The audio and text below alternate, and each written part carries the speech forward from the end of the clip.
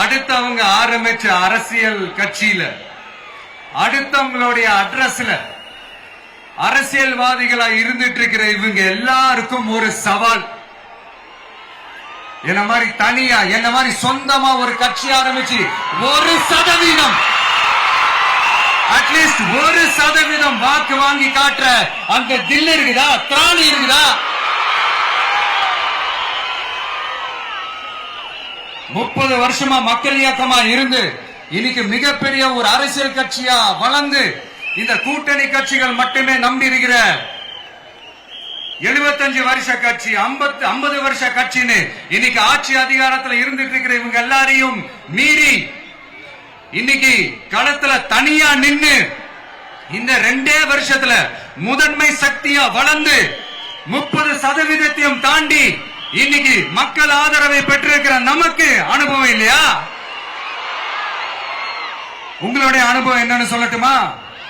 கட்சி ஆரம்பிச்ச அண்ணாவை மறந்தது, கட்சி ஆரம்பிச்ச எம்ஜிஆர் அவர்களை மறந்தது, கட்சியை வளர்த்த ஜெயலலிதா மேடம் அவங்களை மறந்தது. இவங்க எல்லாரும் சொன்ன விஷயங்கள், பேசின விஷயங்கள், எதையெல்லாம் ஃபாலோ பண்ணணும்னு சொன்ன விஷயங்கள் எல்லாத்தையும் மறந்தது.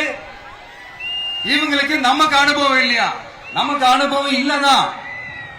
கொள்ளை அடிக்கிறதுல எங்களுக்கு அனுபவம் இல்லதான்.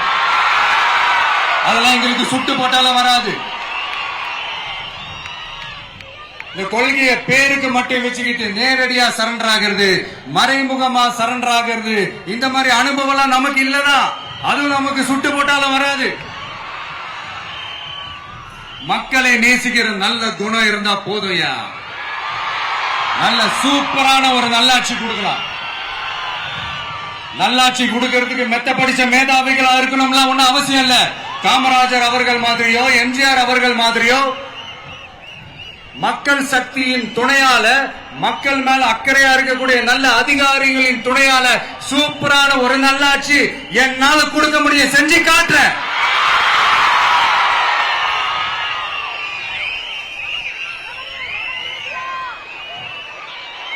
நாலரை வருஷம் ஆச்சு, 4.25 வருஷத்துக்கு மேல ஆகுது. இப்போ ஒவ்வொரு வீட்டு கதவையா தட்டி உங்கள் கனவுகளை சொல்லுங்கள்,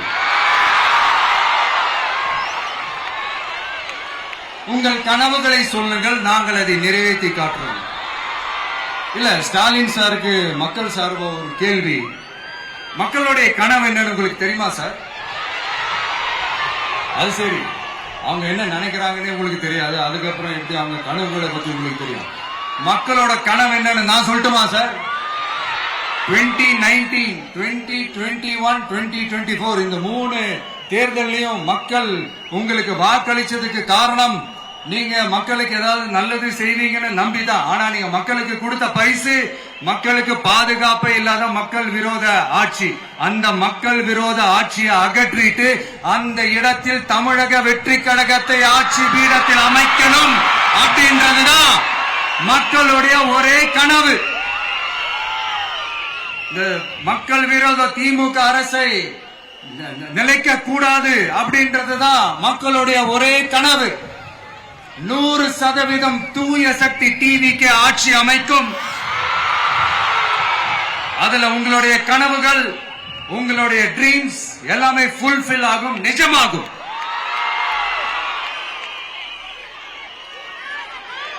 தமிழ்நாடு எப்பவுமே டெல்லிக்கு அவுட் ஆஃப் கண்ட்ரோல் அப்படின்ட்டு ஸ்டாலின் சார் அடிக்கடி சொல்லுவாங்க. ஸ்டாலின் சார் எதெல்லாம் அவுட் ஆஃப் கண்ட்ரோல் இப்ப நான் கொஞ்சம் சொல்லட்டுமா? முதல்ல சட்டம் ஒழுங்கெல்லாம் அவுட் ஆஃப் கண்ட்ரோல், பெண்கள் பாதுகாப்புல அவுட் ஆஃப் கண்ட்ரோல், இளைஞர்கள் வேலை வாய்ப்புல அவுட் ஆஃப் கண்ட்ரோல், மொத்தத்தில் அவரோட ஆட்சியே ஒரு out of control.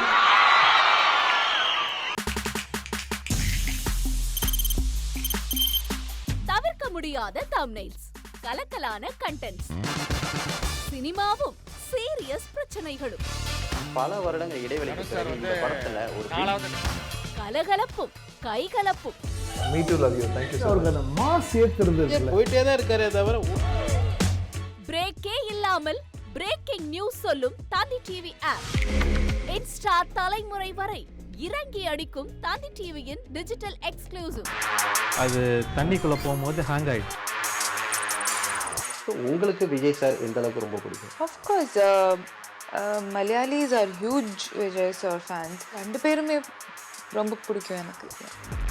Thanthi TV ஆப்பை இலவசமா டவுன்லோட் செய்யுங்க. ஃபாலோ பண்ணுங்க, சப்ஸ்கிரைப் பண்ணுங்க, என்ஜாய் பண்ணுங்க.